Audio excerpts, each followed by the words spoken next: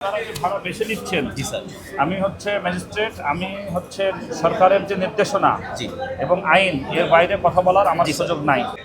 500 টাকা নিচ্ছে, 400 টাকা ভাড়া জিজ্ঞেস করছি বলে 2 দিন ধরে বাড়তি। এটার কোনো উত্তর নাই ভাই, এখন আমার তো যাইতে হইতাছে ইমার্জেন্সি। এখন ওনার প্রশ্ন করছি, উনি বলে 2 দিন ধরে বাড়ছে, ঈদ বাজারে 2 দিন বাড়ছে। কেন বাড়ছে সেটার উত্তর দিতে পারেন, আমি জিজ্ঞেস করছিলাম। ফরিদপুরের ভাড়া ভাই 500 টাকা করে। মালিক সমিতি ওটা আমরা জানি না, হেড অফিস ওটার কাগজ আছে।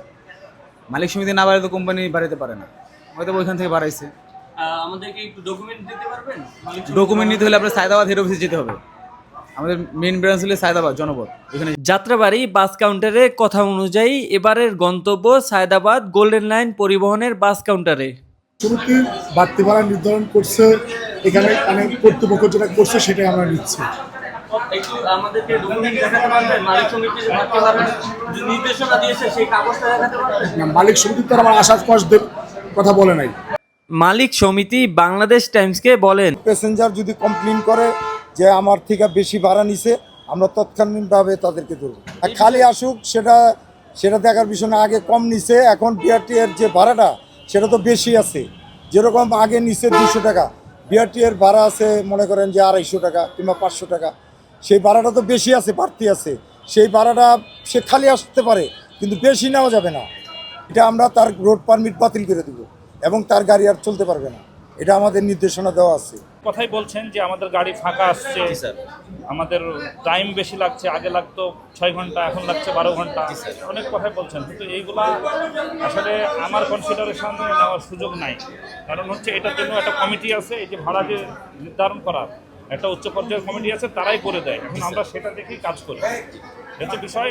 তো যাই হোক, আমার বিশ্বাস যে আপনারা আগামীতে এই কাজটা আর করবেন না।